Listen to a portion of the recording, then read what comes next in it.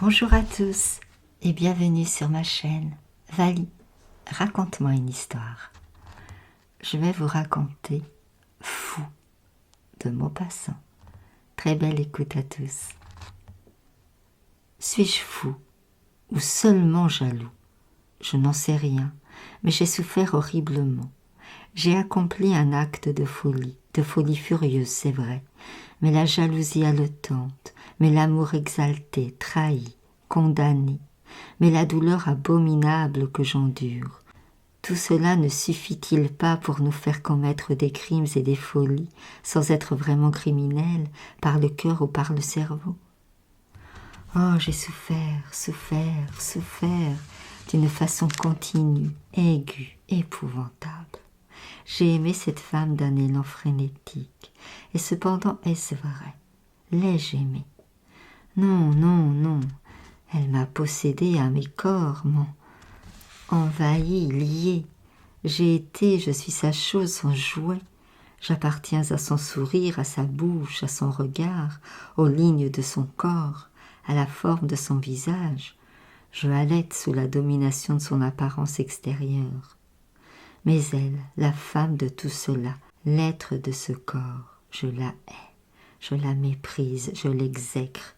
Je l'ai toujours haïe, méprisée, exécrée, car elle est perfide, bestiale, immonde, impure. Elle est la femme de perdition, l'animal sensuel et faux chez qui l'âme n'est point, chez qui la pensée ne circule jamais comme un air libre et vivifiant.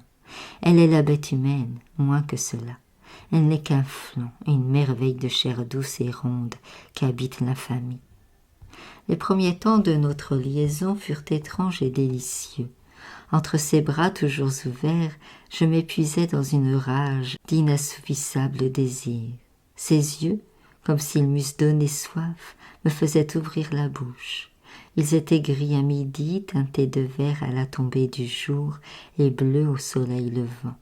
Je ne suis pas fou, je jure qu'ils avaient ces trois couleurs. Aux heures d'amour, ils étaient bleus, comme meurtris, avec des pupilles énormes et nerveuses.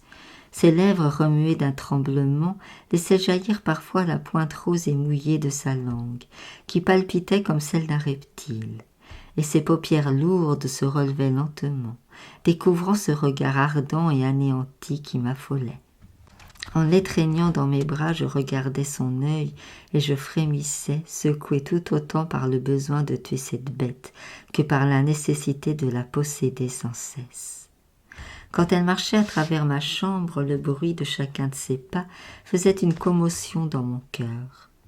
Et quand elle commençait à se dévêtir, laissait tomber sa robe et sortant, infâme et radieuse, du linge qui s'écrasait autour d'elle, je sentais tout le long de mes membres, le long des bras, le long des jambes, dans ma poitrine essoufflée, une défaillance infinie et lâche. Un jour, je m'aperçus qu'elle était lasse de moi. Je le vis dans son œil, au réveil. Penché sur elle, j'attendais chaque matin ce premier regard. Je l'attendais plein de rage, de haine, de mépris pour cette brute endormie dont j'étais l'esclave. Mais quand le bleu pâle de sa prunelle, ce bleu liquide comme de l'eau, se découvrait encore languissant, encore fatigué, encore malade des récentes caresses, c'était comme une flamme rapide qui me brûlait, exaspérant mes ardeurs. Ce jour-là, quand s'ouvrit sa paupière, j'aperçus un regard indifférent et morne, qui ne désirait plus rien. Oh, je le vis, je le sus, je le sentis, je le compris tout de suite. C'était fini, fini pour toujours. Et j'en eus la preuve à chaque heure, à chaque seconde.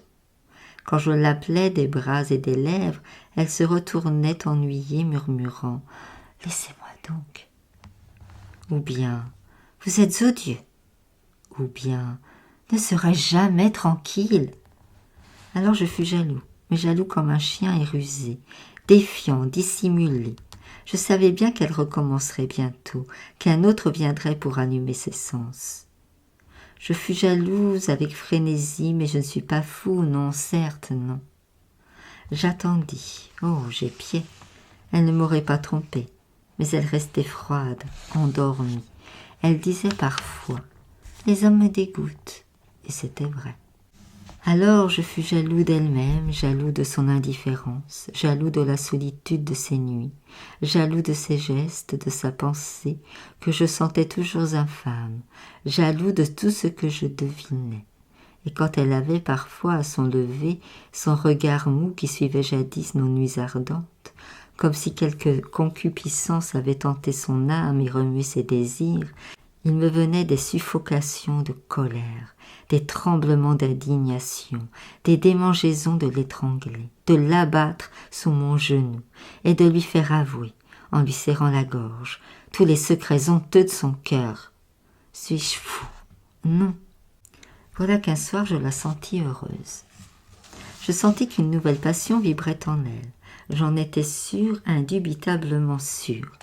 Elle palpitait comme après mes étreintes, son œil flambait, ses mains étaient chaudes, toute sa personne vibrante dégageait cette vapeur d'amour dont mon affolement était venu.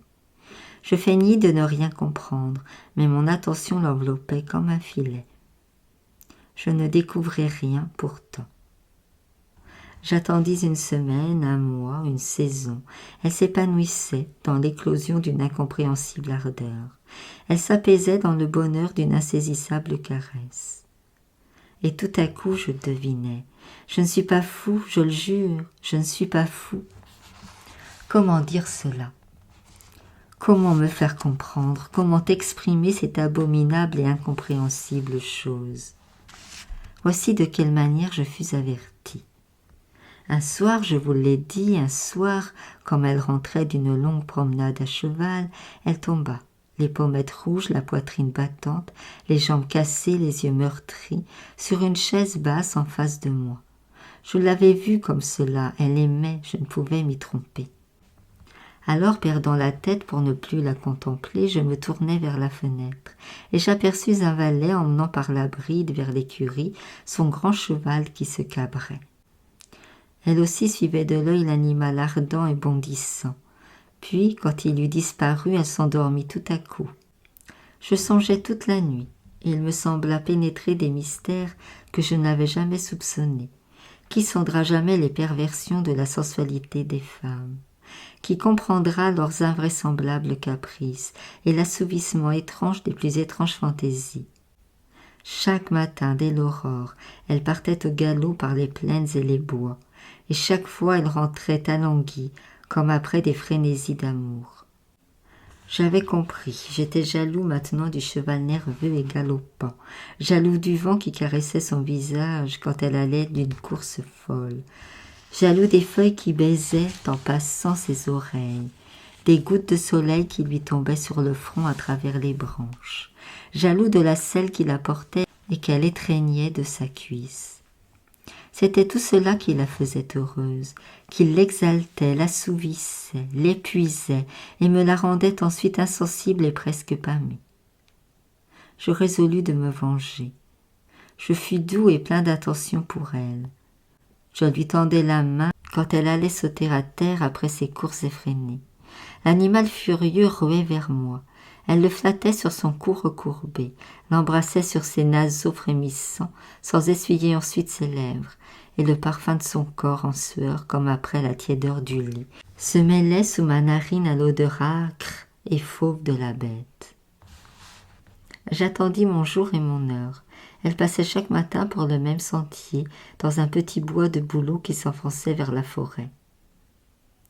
Je sortis avant l'heure avec une corde dans la main et mes pistolets cachés sur ma poitrine, comme si j'allais me battre en duel. Je courus vers le chemin qu'elle aimait. Je tendis la corde entre deux arbres, puis je me cachai dans les herbes. J'avais l'oreille contre le sol, j'entendis son galop lointain, puis je l'aperçus là-bas, sous les feuilles comme au bout d'une voûte, arrivant à fond de train. Oh, je ne m'étais pas trompée, c'était cela. Elle semblait transporter d'allégresse le sang aux joues, de la folie dans le regard. Et le mouvement précipité de la course faisait vibrer ses nerfs d'une jouissance solitaire et furieuse. L'animal heurta mon piège des deux jambes de devant et roula, les os cassés. Elle, je la reçus dans mes bras. Je suis forte à porter un bœuf. Puis, quand je l'eus déposé à terre, je m'approchai de lui qui nous regardait.